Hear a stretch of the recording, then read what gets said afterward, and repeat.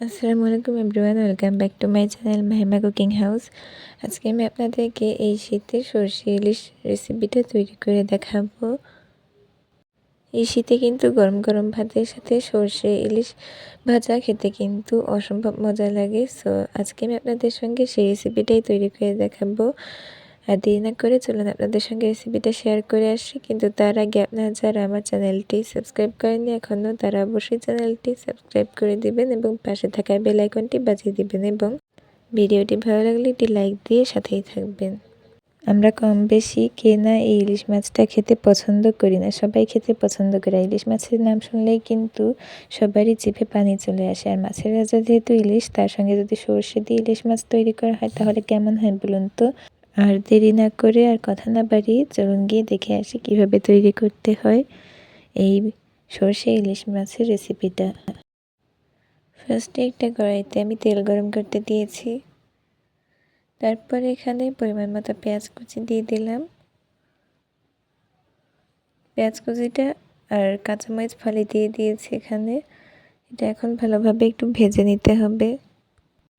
এখন এখানে শুকনো ইনগ্রিডিয়েন্টসগুলোকে অ্যাড করব। প্রথমে দিয়ে দিচ্ছি হলুদের গুঁড়ো 1/2 চামচ পরিমাণ, তারপরে এখানে লাল মরিচের গুঁড়ো দিচ্ছি 1 চামচ পরিমাণ। এখন ভালোভাবে একটু মিশিয়ে নিতে হবে। এখন এখানে সর্ষে বাটা দিয়ে দিবে। সর্ষে বাটার সঙ্গে কিন্তু একটা কাঁচামরিচ দিয়ে দিবেন, তারপরে বাটবেন, নাহলে কিন্তু এই সর্ষেটা তিতা তিতা লাগবে খেতে।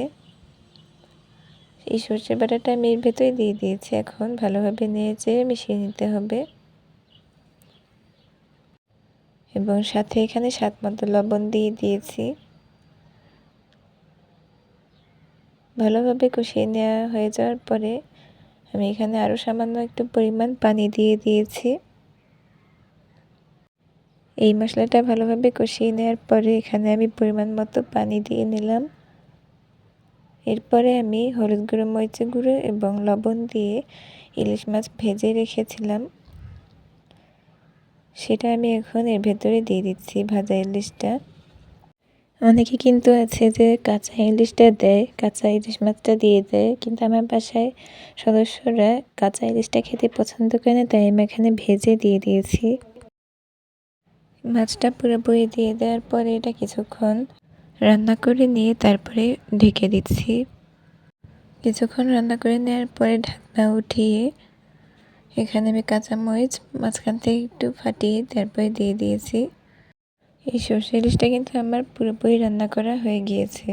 সো এখন আমি আপনাদেরকে পরিবেশন করে দেখাচ্ছি। দেখতে পাচ্ছেন দেখতে কতটা সুন্দর লাগছে। এটা কিন্তু গরম ভাতের সঙ্গে বা পোলাওয়ের সঙ্গে খেতে কিন্তু অসম্ভব মজা হবে। আর যেহেতু শীতে সরষে ইলিশ তৈরি করেছি, সেহেতু খেতে কিন্তু অনেক মজা হবে। আপনারা প্লিজ চাইলে এই বাসায় তৈরি করে দেখতে পারেন এই রেসিপিটা। আর কেমন হয়েছে আপনাদের রেসিপি অবশ্যই কিন্তু বলবেন এবং আমার রেসিপিটা কেমন হয়েছে অবশ্যই কমেন্টে জানাবেন এবং একটি লাইক দিয়ে সাথেই থাকবেন। সবাইকে এতক্ষণ আমার সাথে থাকার জন্য এবং পুরো ভিডিওটা দেখার জন্য অনেক ধন্যবাদ। সবাই ভালো থাকবেন, সুস্থ থাকবেন। সবাইকে আল্লাহ হাফেজ। আসসালামু আলাইকুম।